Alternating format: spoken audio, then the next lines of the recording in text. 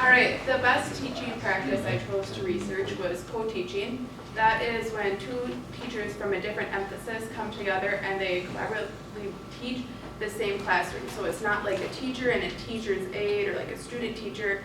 It's two teachers who have equal power or equal rights in the classroom, but they take on different roles depending on what subject is being taught, what time of the day it is, what week it is. That schedule is set up by the teachers. The first steps that teachers need to do would be to fill out a survey, and they just need to assess where they're at with each other. So what they expect from each other, what they equally expect from their students. And with this, the main goal is to either agree to disagree, or compromise. And if you can't accomplish any of those three, then co-teaching would not be the right direction for you to head with your classroom. But for many students and teachers we found largely that it's across the United States right now, but Canada and Australia have both picked up this teaching practice recently, and they have found very many successful cases as well.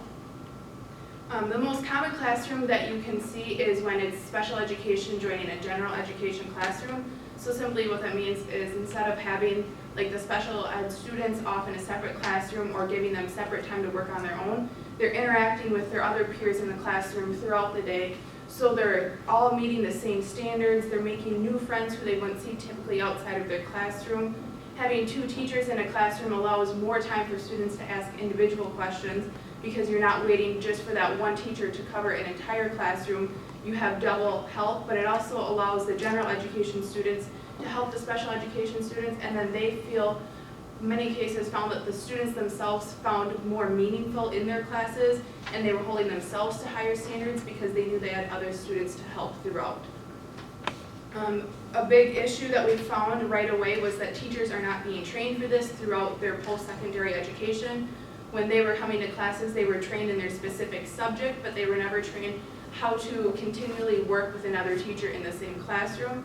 That is one thing that there have been many training seminars throughout the years that have been added, or that's just simply something that teachers need to pick up and learn how to do on their own, that administration can assess from there.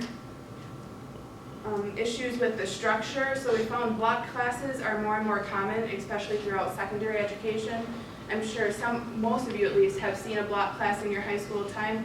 And with this and co-teaching, it's hard because instead of having like one period assigned to just one class and you go through like 8 or 9 periods throughout the day, you take up double the time for just one class. So it's cutting out many of the core standards that need to be met, and they're pushing them off to second semester or even second year throughout high school. So the timing on the standards has been slowly shifting off with block classes and co-teaching, because you're taking up two teachers' jobs instead of just one throughout.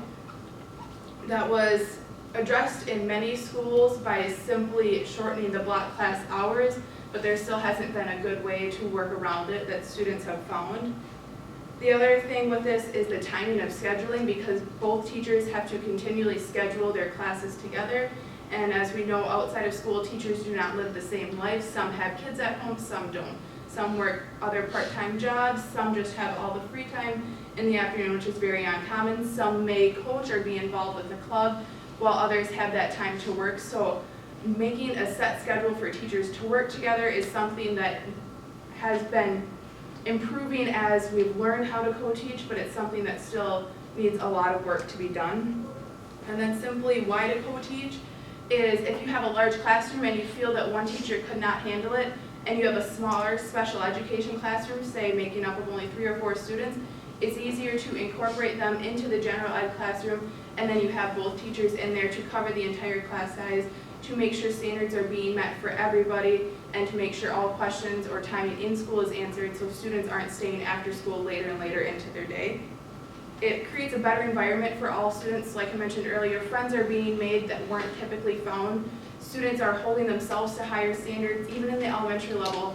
One student was interviewed and he said that he found himself trying harder when he went home to work on his homework because he knew there was a special ed student in his classroom who he wanted to help every day. It made him feel better about himself, and it really pushed him to do better in school. And then just simply, there's 2 teachers in a classroom. You have another set of eyes to watch everything. You have another witness there if things go awry, or you just have another partner to always refer back to, and you can assess each other and keep each other like honest and improving as a teacher, instead of letting one teacher alone teach a large class and slowly slack off as a teacher because they have no one there to hold them accountable.